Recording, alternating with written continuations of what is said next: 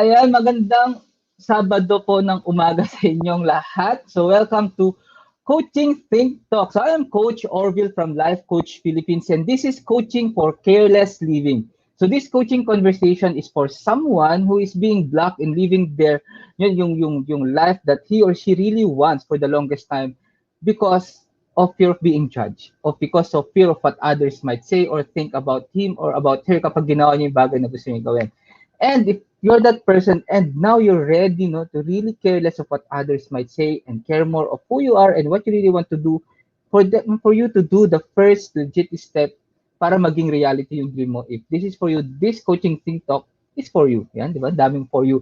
And my mission is to help highly doubtful men because of shame and guilt and past mistake in the past towards living confidently on their own terms, responsibly, being their greatest self. So really want to be on our greatest self. And what does greatest self mean is being that person, being that guy that can really make that can really make the unstoppable dream come true. Iba kasi yung kapag iniisip natin na ano ba yung itsura nung tao, nung lalaki o like if you yourself yung sarili mo, ano ba itsura ko wherein kaya kong gawin yung dreams ko na totoo, reality. So that's great as self, okay?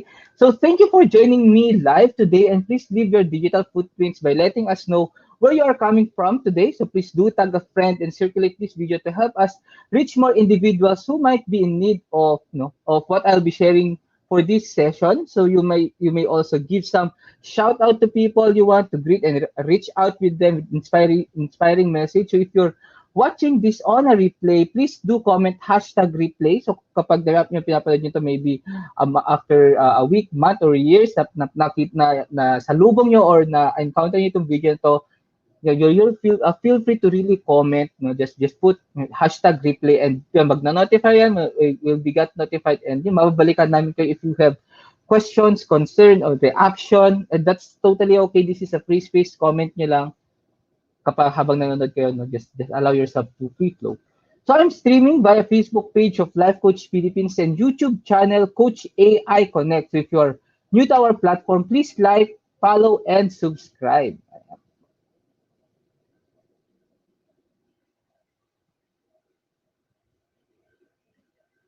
And so, sino po ako? I am Coach Orvyl again. I'm a professional certified co-actively co-create CACC life coach and mental health coach. And currently, right now, I'm still a software engineer. So it's really my passion. I graduated IT nung batch year 2012. Yan. So sa mga kabatch ko dyan, year 2012, who are working, of course, sa IT, being a software engineer, programmer, shout out sa inyo.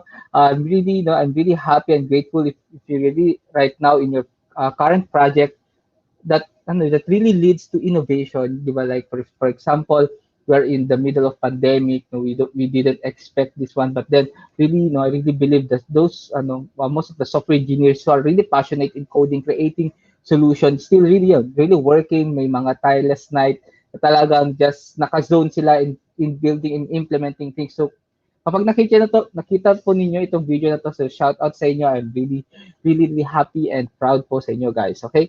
So I'm also a Buster Builder Apprentice of Master Coach A, and we build tribe as we help your unstoppable dream come true. And yun, I created the Shamelessly Me coaching community. More on that afterwards. So yun, shape your life beyond shame. Be shamelessly successful. So ano ba meaning ng shamelessly me or shameless? We're going to talk about it later, but then you can check the Facebook group. This is a private group, Shamelessly Me Coaching Community. Ayan, #pack my bag moment. Kapag meron kayo na-encounter, na-realize or narinig, really connecting dito sa presentation or may nasabi ako, really inviting you or encouraging you, please share it to your timeline. One of your online friends really needs that wisdom. Not necessarily because nanggaling siya sa session, but more on really the perspective na nanggaling siya sa'yo. Like you were able to breathe life to that wisdom because nanggaling siya sa'yo. Every time that you're sharing your wisdom, you're learning, your experience, your story is very valuable to someone out there. now is the time to put more positivity, to put more life in social media, in the internet, in digital space, because of course kung ano yung mga nangyayari right now. Of course, we cannot deny yung mga, of course, fake news, really putting more anxiousness, ano yung discombobulation, ano ba tawag din, kalituhan, di ba? So sa mundo right now. So yun, please, no, start putting life, and your life is valuable, your story, your realization is valuable. At least like picture that one person na makakabasa nung sharing mo. So please hashtag pack my bag moment, tapos yung take away mo sa session na to. It's actually a very effective and practical way for you to retain yung mga matututunan mo kasi you were able to share it. Right? Tapos imagine mo after 1 year magkakaroon ka ng Facebook memories, nakikita mo yung sharing yun. So it would be a good reminder as well. So this is part 4. So if you're one person na nanonood na sa akin nung very first session natin ng Coaching Think Talk, tama? Yeah. It's called Coaching Think Talk. Bigla ako naman. So Coaching Think Talk, this is part 4 actually of how to stop worrying of what others might say and just start focusing of who you are and what you really wanted to do. Diba? Like living careless, living careless doesn't really mean na wala na tayong pakialam sa ibang tao. It's more on what's the future of you, caring more of who you are, what like bibigyan mo ng importansya or really precedence of really discovering what you really want to do. Like really accepting na ito yung gusto mong gawin and how would you like to do it. And then, like hindi, instead of nagpapadala tayo of what others might say, the fear of rejection, the fear of hindi to, yung gagawin natin is not really pleasing to the people that is in our surrounding. Like for example, being in a corporate world, like of course you're getting the money, like you're getting the money that really supports your current lifestyle, but deep inside, merong kumakatok, merong yun, either kumakatok na feeling or meron yung feeling of emptiness and heaviness of, I think I can be better than what I am right now. The feeling of ano yung meron sa kabila, what is it beyond the comfort zone that I am in. And the number one hindrance doon for you to cross over, for you to, kahit lang mag-sneak peek lang titignan, really try to attempt to cross over that comfort zone, is really the fear of what others might say. So this is that pain, ang purpose nito ng Coaching Think Talk na to. So start coaching for careless living. So recap, yung first part we talk about to stop caring less of what others might say, is start questioning the productivity. When you say coaching the productivity, titingnan natin kung ano yung mga opinion ng mga tao that really helps us. Like really identifying the people that matters to us and then really reflecting kung yung opinion ba nun is really important or not. Like really deciding na ano yung mga hindi importante at I will just really disregard, and ano yung mga importante that even though it hurts, what matters most, totoo and truth yung sinasabi. So, yun yung number 1. So, number 2, remember everyone worries. You are worrying na ano yung sasabihin ng ibang tao, and try also to see the others, yung another flip side or yung perspective ng kabila. Nag-worry rin sila kung ano yung sasabihin mo. And then, yun, seek wise counsel. This is a journey. And really, for you to see the blind spot, yung what really hindering you, saan nanggagaling yung you care too much of what others might say. Saan nanggagaling yung narrative natin na wala akong confidence, hindi ko siya magagawa. We really need help from someone. And this is someone is not necessarily a friend, but more on a professional that can really help you process your thoughts. Seek wise counsel. And that's why we certified life coach, me myself is really one of, like really fascinated with this profession because the impact that really help and really seeing someone that can na overcome niya yung fear na naghihinder sa kanya for the longest time, maybe for a decade.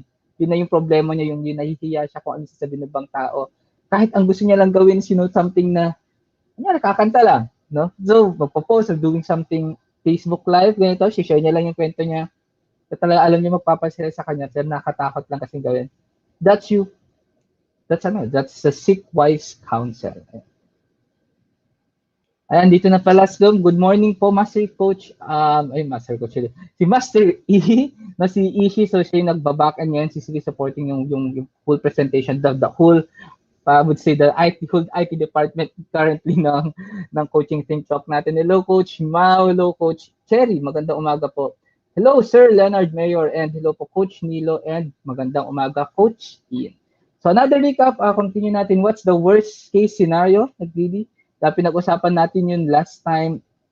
Try to be brutally honest if you did the thing that really, like natatakot kang gawin kasi baka ano yung sabihin ng ibang tao. I really think, ano yung pinaka-worst na pwede mangyari? Like the worst case scenario, bakit mamamatay ba ako? Or like, mawawalan ba ako ng pera? Or mawawalan ba ako ng kaibigan? Or, like start really reflecting into it. Kasi most of the time, yung nasa isip natin is really like it's not trustworthy.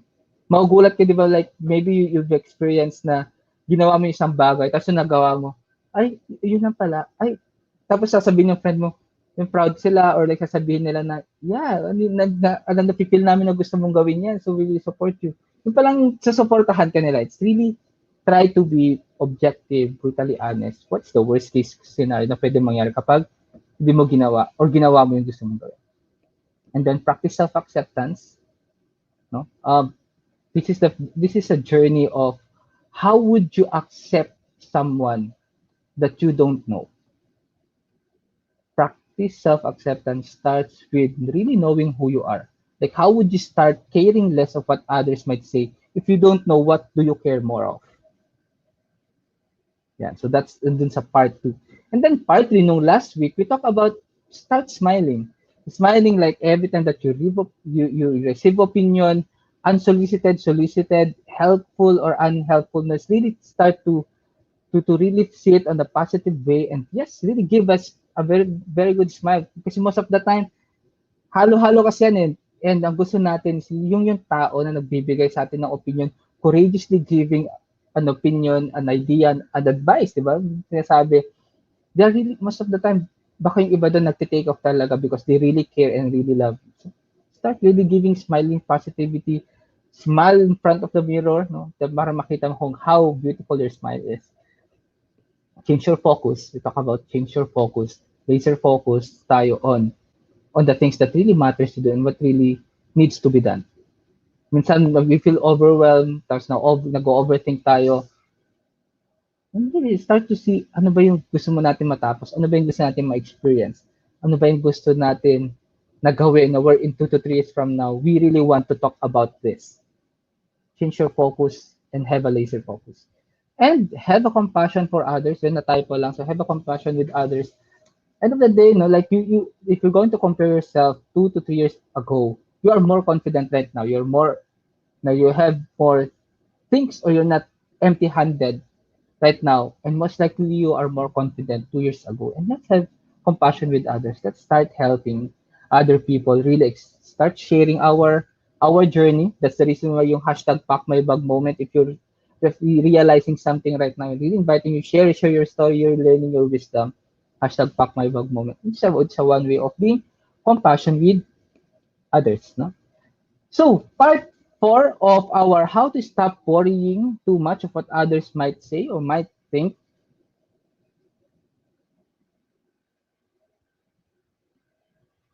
Ayan. Surround yourself with positivity. Di ba marami tayong narinig na ganyan. Like, we've seen, we've watched a lot of videos maybe, motivational videos talking about positivity, like really having a mindset of almost full na baso instead of half empty. Tama ba yan? Half full and half empty, di ba? Yun yung common na ano din na parang metaphor on having a positive mindset. So this point number 1, surround yourself with positivity, talks about the environment and the people that we are allowing. So spending time with people who are very negative or overly critical can actually make you more inclined to continually seek approval.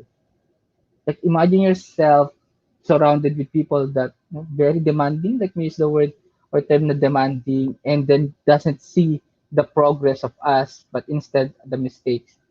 And then 'di ba? Yung pain of we always feel na it's not enough. We are insufficient. Like we are not even really progressing. And then we start putting more doubts. And then papalo na yung point of for me to survive that environment, those set of people, I really need to continually seek approval from them para ma-feel ko na yeah, I'm really surviving, I'm really thriving. And just really picture it out how painful that is, yung picture na yun. You skip, ano, like, the feeling of happiness, the feeling of fulfillment is based on how others would really, no, approve kung ano yung ginagawa mo. Like take steps to remove yourself from the influence of negative people and drastically reduce, if not stop altogether them the time you spent with them. Like you can really lower the amount of involvement with these people without causing without causing any sin. Like start creating the boundaries. Like I really remember one of our coaches, Coach Lin, talks about healthy boundaries. During of course, during yung certification namin ng mental health, boundaries is one of the topic that's really very important when we talk about mental health. And boundaries doesn't necessarily mean you start creating scene. Yung scene yung scenario na parang like, no, conflict tayo, away. It's not like that. Start putting parameters. Like start to be, be courageous and think about yourself. One legit example, start saying no. Practice saying no. Paunti-unti. Like when you like start to feel that you are more accountable of who you are. Yes, mistakes might happen, but then you are starting to win yourself. You'll find that being around people who are more accepting of you leads you to more accepting of yourself. Community matters. Community matters. So if you're watching here, there's a Life Coach Philippines. We have also a Facebook group, Coach A Coaching Community. This is this is a community of certified life coaches, not only from our time, pero with different people around the world nandun sa Coach A Coaching Community. And how beautiful it is knowing and seeing yung ibang content, meeting other people, and more on valuing self-growth. Coach A Coaching Community is one of the community that I can highly recommend to you right now. Okay. So that's number one, surround yourself with positivity. And sabi ni Coach Cherry, surround yourself with protons. This is a positive atoms. But I remember, thank you for that. Yeah. So surround yourself with positive. Number two, question the appropriateness. Like start looking at your concerns and decide if they are an appropriate response to the situation. Like if you instantly feel down in the dumps because because someone didn't give you the compliment you were the compliment that you're finding, like yung feeling down na yun, is that appropriate? So for example, the feeling of sadness because hindi natin nakuha yung approval ng isang tao, specific person, how yung feeling of sadness making sense?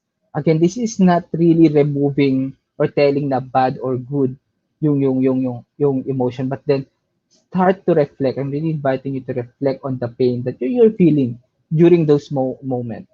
You feel sad. Bakit sad? Because you didn't get the approval of that person.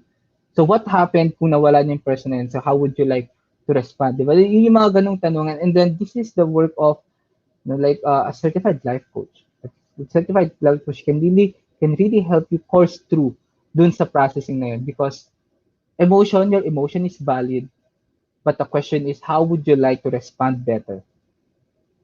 Like we have the emotion, but are we responding appropriately? Like start paying attention to your responses to situations to determine if you are responding appropriately or worrying about something you have no control over. We cannot control how others would respond. Unfortunately, but that's the truth. Me, myself, I'll be honest, kung meron ako isang bagay na pinapangarap before, it's really, sana mahulaan ko kung paano magre-react ng isang tao if I start doing something. And that, like that made me that caused me, doing things na hindi ko gusto and really deferring the things that I really want for years. Reflect. Start really reflecting the pain and find an appropriate solution, appropriate response for you. Only you knows the answer. No one knows more than you.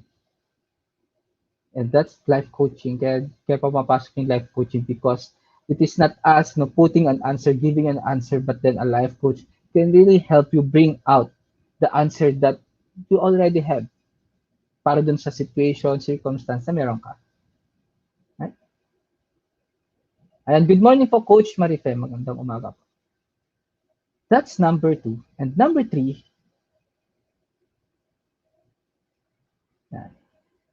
make time for yourself. No? So just really inviting to all watchers. No, how do you make time for yourself? No? Let's start yung sharing. Ano yung ano ba yung bagay na pag sinasabi natin kapag ginawa natin ito yung parang me time. So it's a me experience. This is me filling the cup again, putting more energy, inspiration. I like that would really make me motivated to do things tomorrow. So how do you make time for yourself? So this is actually a practical way of reminding yourself that you are a worthwhile person and you deserve to do things that really make you happy. It's important to take time from trying to please other people. Else, just really focus of yourself for a while. Hindi, this is, bigla ko lang naalala noon. Living, careless living doesn't mean you don't care to the people anymore, bubulol ako. But more on caring more of who you are and what you really want to do and finding the balance of the good opinion na pwede mong natatanggapin mo for you to move forward. Looking others, like how others think or like how others do things, it's normal. Kasi most of the time, meron tayong model na tinitingnan, meron tayong uh, talagang teacher right now. No? Really teaching us. Maybe in a corporate world, you have what we call the mentors. And then darating yung point that we really want to see if what we do is correct or not. Pero we really need to be more vigilant if we're going into the extremist side wherein our progress or our feeling in the journey is very dependent dun sa nagtuturo, very dependent dun sa mga tao na kino-consider nating model. And making time for yourself is really helping you to see that like you have your own life, you are more accountable of yourself. You can make yourself, you can decide to be more happy, or you can decide to really sabotage yourself. Coach Sherry is here, talks about self-sabotage. You can connect with Coach Sherry about this. Maybe make time for yourself. You start by switching your phone off and really lying to your bed. Kung meron kayo ng bin bag, kung gusto niyo, like give yourself that moment. And if you think that can really help you to reflect, to really help you to breathe, no, do it. I think you might want to meet someone, a friend for the longest time, and really talk about life, the things that na pinagagawa niyo before, the happy moments, the learnings that you had, and really take a break and have that conversation, or maybe go to a salon, paayos kayo ng buhok, pagupit kayo, pakulay kayo ng buhok. Ay, hindi mo, naalala ko tuloy, gusto ko magpakulay ng buhok, however, di ko pa siya nagawa. Then, if yun yung bagay na magpapasaya, why not? Magpapasaya sa inyo. No? The more important thing here is start to feel and understand what does it mean to be more accountable of your life. Whatever you choose to make, whatever you choose, make sure it's all about you and don't feel guilty and worried about what others would think of such selfishness. You deserve it. Minsan naisip natin, baka ang selfish, ganun. Caring less no most of the time we see, baka napaka-selfish niya. How can we care? How can we serve? How can we love others if you're not really caring, loving, ourselves. The more we serve ourselves, the more we can serve other people. When I say more, it's more on the quality of service. You start to understand ano yung masaya sa'yo, and you can start reflecting or may start mo siyang ma-reciprocate. Is that a good term? That you can reciprocate it to the person na gusto mong tulungan, na gusto mong maging masaya at that very moment. Start serving yourself. And kapag nag-overflow ka na, you will start to feel the flow of really serving other people, creating the impact and influence that you really want for the longest time.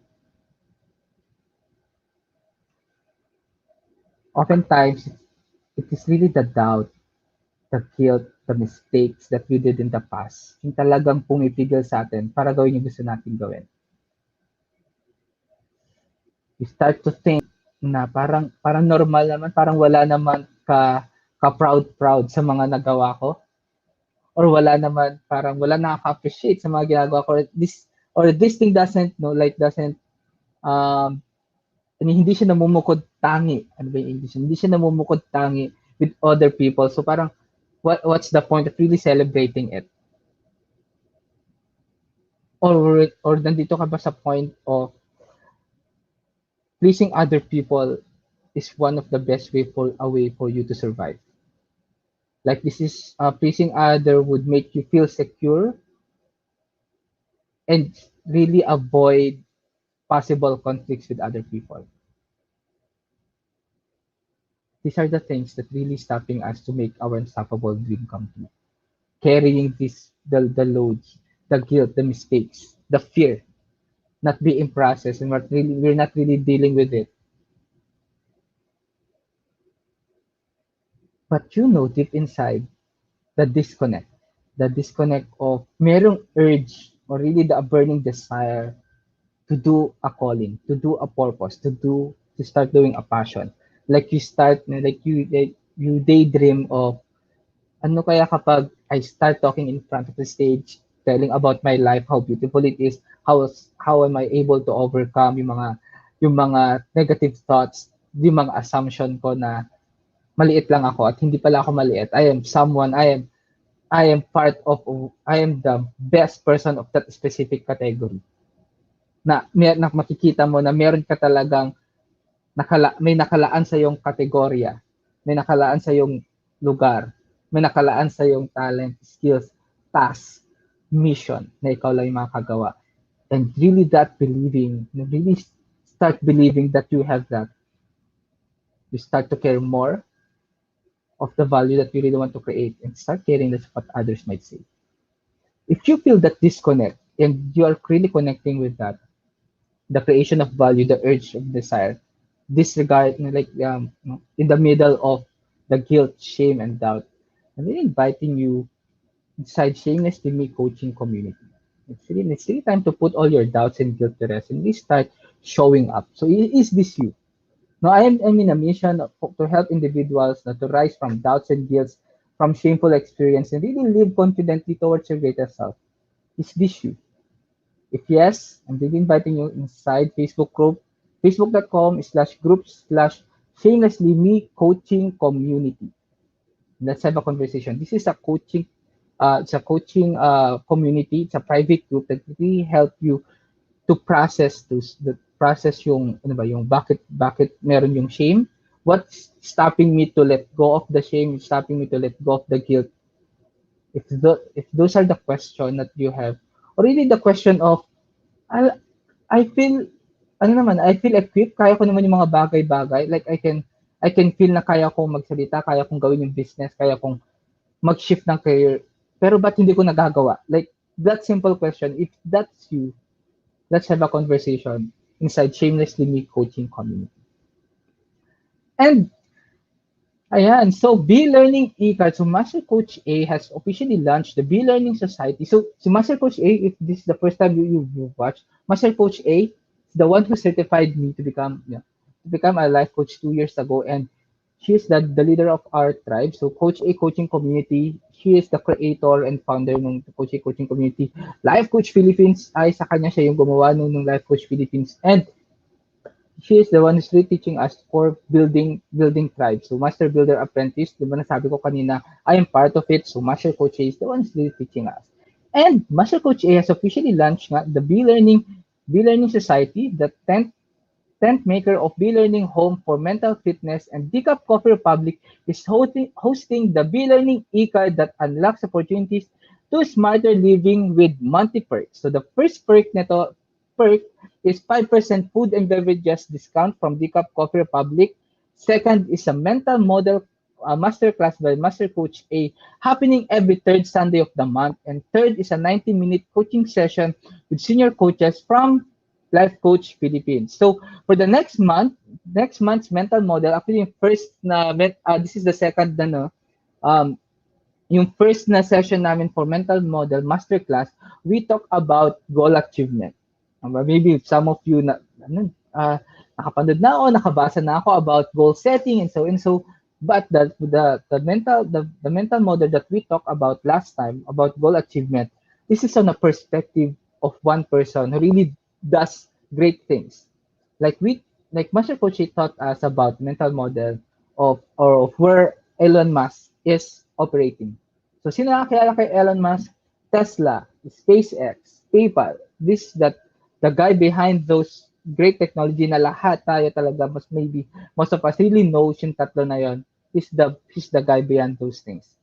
And the Master Coach A really able to teach the mental model where Elon Musk is operating that made him no to create or achieve greater goals. Like right now, ang goal niya is making the humanity to be a multi-planetary na humanity or society na hindi lang tayo multi-country or multinational but really multi-planetary. So the mission of SpaceX going to Mars, no, making it habitable for people, that's a great goal. So yun yung goal ni Elon Musk, and paano nasusustain yung momentum, how is the creativity flowing, yun yung mental model na natutunan namin last time. And now, mental model masterclass scheduled on June 19, 7 p.m. Master Coach A will teach the mental model barbell. No? So discover how you can develop mental fitness by regular lifting of the mental model barbell. For more information and registration assistance, connect with Coach Giselle through 0917-586-1661. So based ito, ako wala pa akong idea. Of course, this is mangyayari on June 19. So how I see it, let's talk about mental fitness. So as a muscle, yung physical muscle natin, we need to keep lifting para yung may strengthen and we can do more and we can stretch more on working things. And what's the picture of kapag yung brain naman natin mas na-strengthen natin siya, making it more robust or more powerful. So that's a beauty. That's another mental model to all software engineers out there, people who are very analytical, really thinking how to create course, creating to pivot things. Maybe this mental model can really the one thing that you've been looking for the longest time. Okay. So, yun. So, as I end this conversation, let me invite you to be part of what we are doing as an organization of professional certified life coaches. So, do join us for another coaching conversation later with Coach C for coaching for actionable motivation at 2 p.m. and Coach John naman for coaching for premium growth at 4 p.m. naman.